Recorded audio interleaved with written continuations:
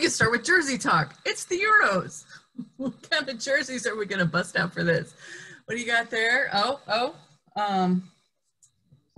I've got this and this. Oh, yeah, that blue one. Those are both pretty awesome. Yeah, I may have gone crazy and the jersey buying for my kids, and I just found I don't understand why Serbia was at Ross Dress for Less, but it was for really cheap. So yeah, there's that one, and an old favorite right here. My son absolutely loves Mario Balotelli. Oh, nice. Mario I do have in Italy. I have a Sweden. The big version and the little version for my little Ibra. Yeah. Unfortunately, he won't be playing in the Euros, of course. That's a major bummer. And then Germany, we got a couple of different versions of the Mannschaft jersey, but the blackout one hasn't arrived yet. That's what I get for ordering it from a sketchy guy in China.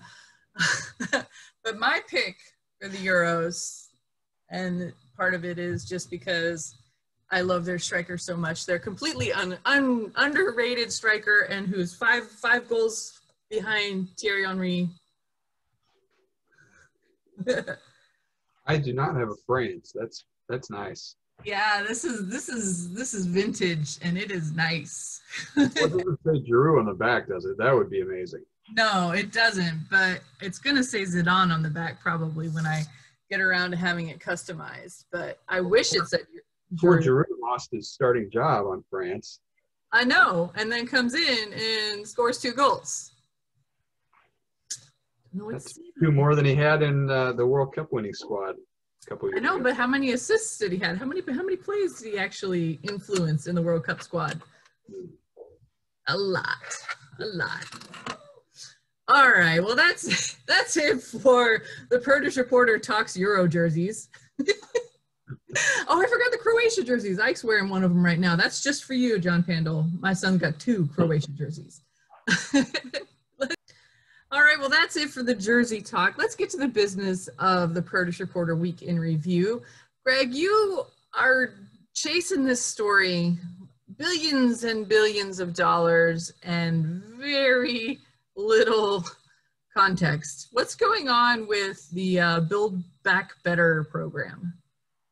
We thought we were going to get some details, and they even promised details. They sent out a note last week saying $1 billion investment in food banks, and then early this week they sent out a note saying $4 billion for the entire food distribution chain. That seemed really nice. And then we started asking, well, so what does this mean? And they didn't say. And then they scheduled a press conference, and they said more than 3,000 people had logged on to that. And they still basically didn't answer anything. It's been vagaries and platitudes and things like we want to help make the food system more secure and more resilient. Like, who doesn't? Of course, everyone wants that. They won't give anything specific, and people in the ag industry want answers. And I think USDA deserve for USDA to give them some answers. And I was frustrated earlier this week and had a chat with Robert Gunther at United, who's right on top of it in DC, and I wanted to make sure I wasn't missing something. And he said, "You're not missing anything. We don't have any details. The only thing good he could say is that he was pretty sure that produce companies will be eligible at some point for some of these grants and loans." But he also said he's really disappointed in that a lot of these things that they're proposing are basically the same old things that USDA has been doing under Democratic leadership over the past 40 years. So he says it's nothing new. And I think it's kind of interesting how a lot of people on the left criticize the food box program, because it was something different for USDA, and they certainly made mistakes. But at the same time, they delivered over 170 million boxes of food to people, and actually spent $6 billion, and it went to people in the food chain. It went directly to them, and food went directly to consumers. that's about as efficient as you can get. And that we don't see anything close to that yet so far from this USDA and this $5 billion. Yeah, $5 billion seems like a lot to spend on ambiguous programs that we haven't really had any. I'm wondering if everyone's sitting around going, is there a plan? I'm sure somebody's got something written down on a napkin somewhere. We're still chasing this story and still don't have any more answers than anyone else does. I suspect for the grower shipper side is probably going to be more specialty crop block grants, and then on the retail side, I bet the whatever they call the Feeney program now, like double up food bucks, matching programs for SNAP, that's probably going to get a big increase. Those are two programs that are well established and generally successful, though they are not what anyone would consider. Well, I mean, double up food bucks is just now catching on, and it's not actually in a lot of retailers where it could be, just because of roadblocks, point of sale systems. I think over the last year, retailers have probably done a whole lot of upgrades to their digital infrastructure that would make that program pretty seamless now. So I would love to see that one get some money thrown at it, just because it incentivizes fresh produce, particularly local produce. So that's generally a good program. But these are all, throwing spaghetti at the wall. And well, it's worse than that. It's talking about throwing spaghetti at the wall. It's not even throwing the spaghetti. They need to start implementing some of these and see which ones work and which ones accomplish what they're trying to accomplish. And that's one of the things last year when Food Box, we had this huge problem, and they said, USDA, make this thing happen in 4 to 6 weeks. And they did. And of course, it was not smooth early on, and then they learned. But as they were doing this, they were doing it. They were actually delivering things and involving the private industry and involving farmers and taking food that was going to dumpsters and landfills and getting it to people who were hungry. That's a really good thing. And one of the things, USDA, you have to remember, while the leadership changes with politics, the people who work there, they don't change. They were there before Trump, they'll be there after Trump. And they know how to do stuff now. They have a new skill set that they've learned in the last couple of years. So maybe let them work with some people and do some things. Wouldn't that be cool?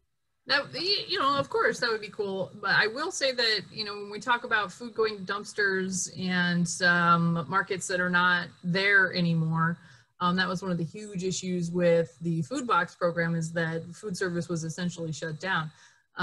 We're seeing stories every single day about inflation and higher food costs. But then again, the onion market's in the toilet right now, apparently, and I'm seeing videos of people disking under some crops. So, I mean, produce is the nature of the game, where it's up and down, and there's not always going to be a need for a food box program to rescue bad markets.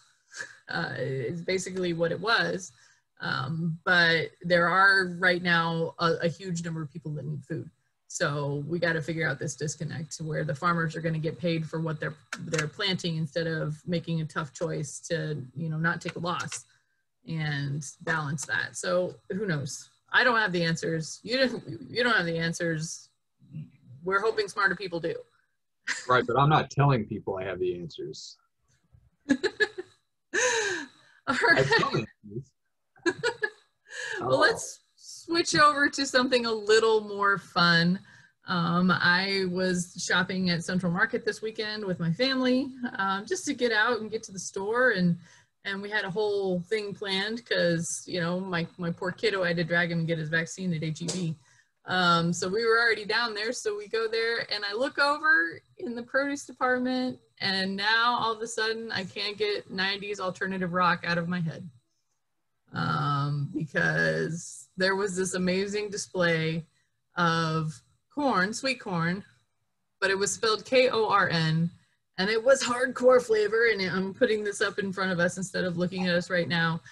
And as a geriatric millennial / Gen X wife, I felt seen.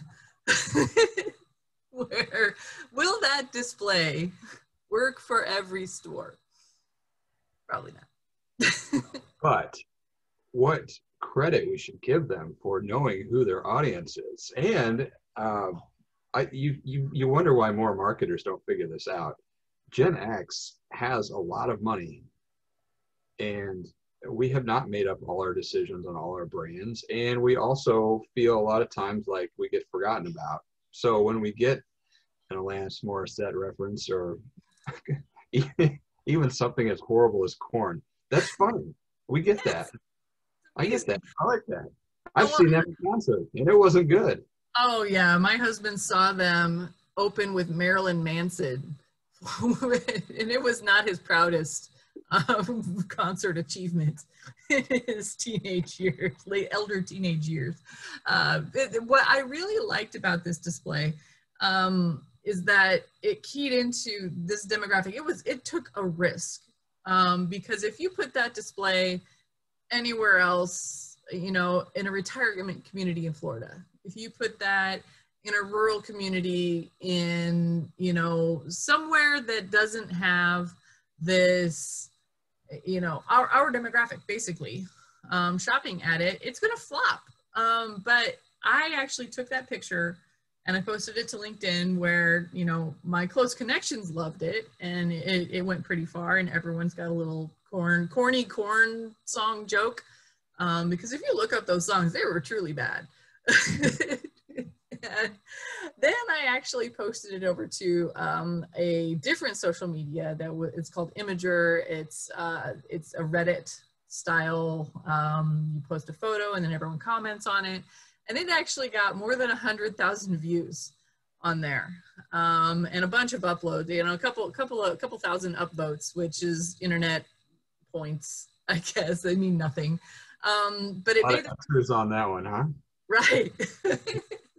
And then it made the front page of that. And then this morning I saw that Imager's Facebook account shared it. So there it goes into a different demographic. So here we started out with Gen X people getting a sensible chuckle out of something, and then not getting that stupid song out of their head for the next couple of days. But then I took it over to the business world and LinkedIn, where it was hardly appreciated. And then into consumer world for a younger demographic from Imager. And then they shared it to the older demographic on Facebook. So it just got around. And I really had a fun laugh at it. And it makes me want to go back to Central Market and see what they put up next. And also— Well, you should also go back and see who did that. Right.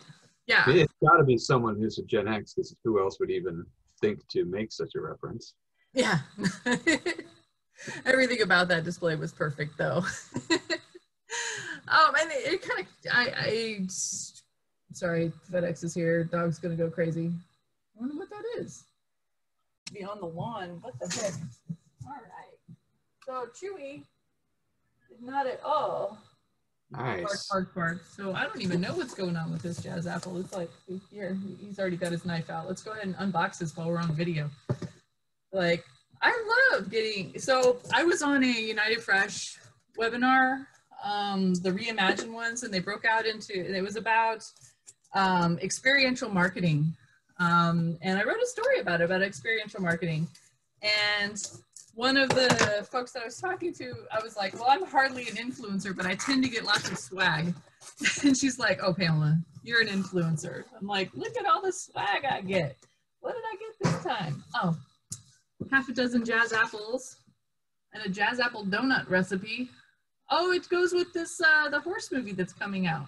Oh, right. Yeah, in like 2 weeks. Yeah, so that's what that's for. So this is kind of what goes into experiential marketing, and I'm making it relevant for, because this literally just showed up and I had no idea it was coming. That's how you know this isn't scripted. Right, this is how you know it isn't scripted. I was like, oh, the FedEx guy is here. I don't even know what he's bringing. What is this? So this is gonna make my husband happy, because, you know, it's the time of year when apples are not as plentiful. So Jazz Apple movie, thanks for joining Jazz Apples in an epic adventure for DreamWorks Spirit Unlimited. How easy is this to pack up a box and send it to your, what, 20 most influential people. There's a little horse and a dolly. Actually, there's a bunch of horses and dollies and some water bottles and stuff. That's super fun. And when we don't have these in-person events to go to right now, what better way to actually, you know, make the dog happy, apparently, and keep people in mind. That's super fun and a great example of experiential marketing. It goes along with the story that I wrote this week from United Fresh Reimagined Conversations. So great timing, Christy Mather. There's my apples. And that's it for the Produce Reporter Week in Review. If you are not getting the Produce Reporter newsletter, you need to go to producebluebook.com and for fun. And it's one of maybe a dozen of these kinds of packages that I've received. If you recall, I got the Mother's Day Envy Apple swag, and it's a super fun way. And when you talk about taking it to the business audience, if we're doing a virtual event or even an in-person event, because there's going to be such a crazy crush of how are we going to get those top 10 clients into our booth, what better way of doing it than to send a physical package that is an invitation that has something in it to entice you. And then maybe your next 100 people that you're trying to target to bring to your booth, send them a note of some sort. Direct mailing is coming back in a big way, just because people aren't out and about as much as they were before the pandemic. So what a fun way to bring this promotion in front of my face. Literally, I can't ignore it. So that's pretty cool.